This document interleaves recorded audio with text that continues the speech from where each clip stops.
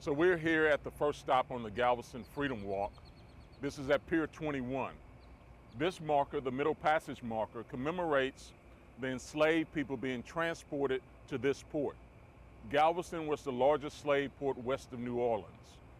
Of the documented over 15,000 enslaved people to come into the Texas ports, Galveston had over 11,500, according to research by Rice University and the Slave Voyages Project.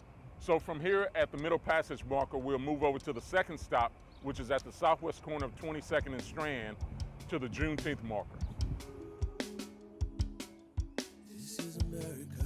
So our next stop, the second stop, is the Juneteenth marker on the southwest corner of 22nd and Strand.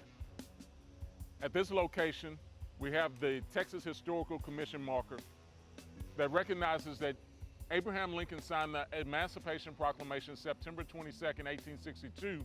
So this corner is one of the most historic corners in Galveston in America, because this is where the Union forces got off the ships, came downtown, set up their headquarters, and issued General Order No. 3, announcing all enslaved people of Texas are free.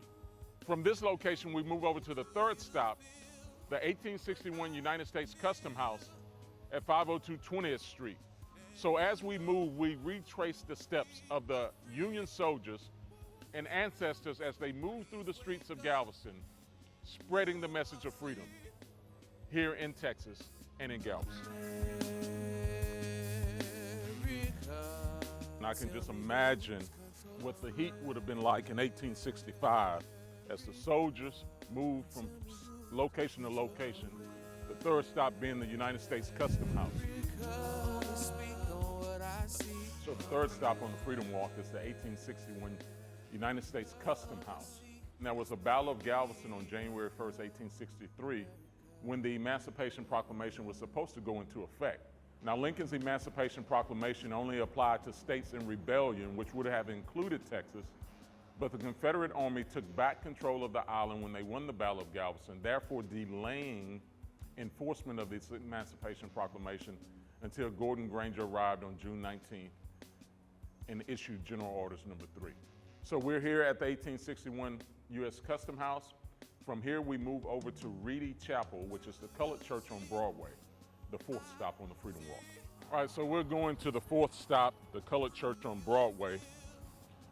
As you move through the city during the Freedom Walk, you're retracing the steps of the ancestors and those that lived in these spaces before us. In 1865, I imagine the soldiers walking through the city, headed to the colored church on Broadway, which today is Reedy Chapel Church. 17 years before freedom came to the enslaved people of Texas, they actually worshiped outdoors in this location until 1863.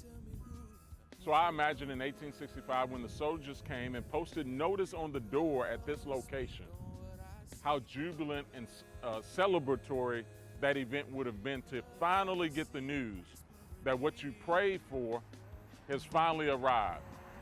Freedom has finally come to Galveston on June 19th, 1865. So from the colored church on Broadway here at Reedy Chapel, the next and final stop, the fifth stop in this Texas heat, is Ashton Villa, where many celebrations have been held to commemorate the events of June 19th, 1865.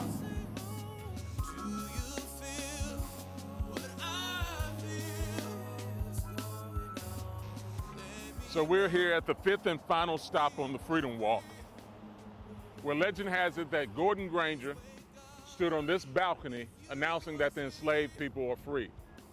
But this location has significance for other reasons, because late Representative Al Edwards introduced House Bill 1016 in 1979, making Texas the first state to officially recognize Juneteenth. So this is the Galveston Freedom Walk, and we invite everyone to come to Galveston to retrace the steps of those that came here before us as you move through the city past these historical structures and locations.